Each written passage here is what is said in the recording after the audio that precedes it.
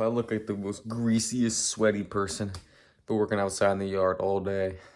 So, today begins the minimal phone usage challenge. However, this app, we all know how addicting that app can be. So, because it's the only thing I have, we're going to be deleting that thing off my device. Here's me deleting it right now. Here's your proof. I'm also going to put on the screen right here. Here's our baseline. This has been my screen time averages every day for the last week, the last 7 days.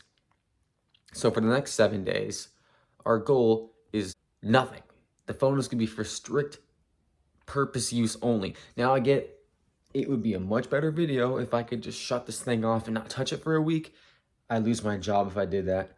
And also, I'm trying to sell my car, so my device kind of needs to be on for the next 7 days. However, we could really turn it in from a smartphone to a cell phone. It's pretty much the goal. So let's begin. Day 1 begins with me reading Mathew chapter 2 through 4.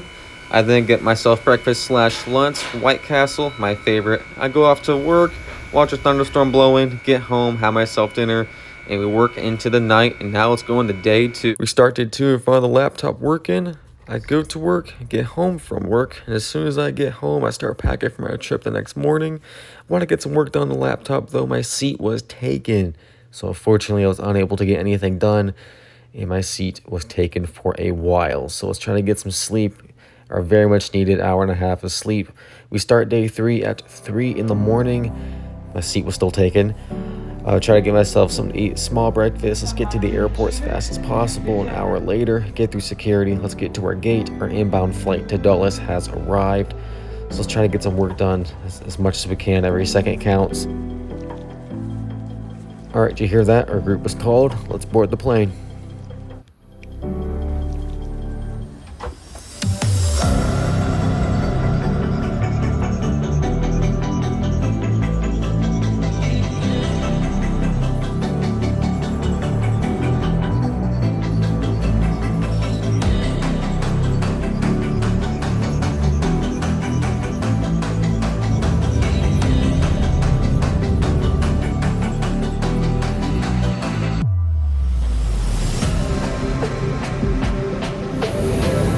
I then went to my Uber and began my 5-hour drive back home. Once I get home, I go straight to work and work until midnight. And that concludes day 3. I start day 4 by running the downtown annual 5K. And once I get home, it's in front of the laptop for the next several hours. I'll go out to eat for dinner tonight.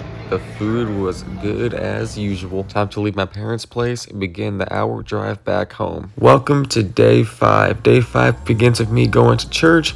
After church, I then go for a walk to the store. Once I get back, I film a YouTube video, and I then hang out with my indoor cat.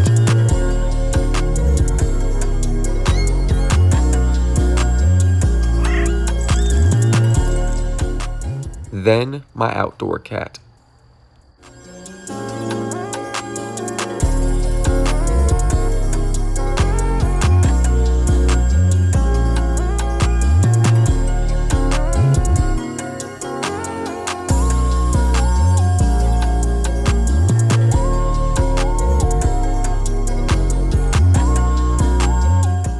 Day 6 was simple. All I pretty much did was clean the vehicle, work in front of the laptop.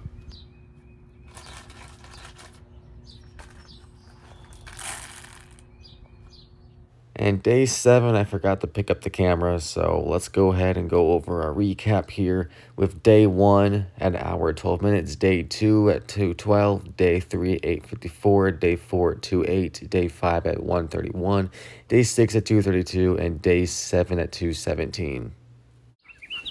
And that concludes the 7-day no doom scroll challenge. So what have we learned? To be honest, the only difference that I noticed was getting better sleep, slightly better sleep, and that's about it. To be honest, I never consider myself to be that big of a doom scroller, I guess, is that the word for it? So to me, it was almost no different. Moral of the story is there's more to life than mindlessly thumbing away at somebody else's. Just something to think about.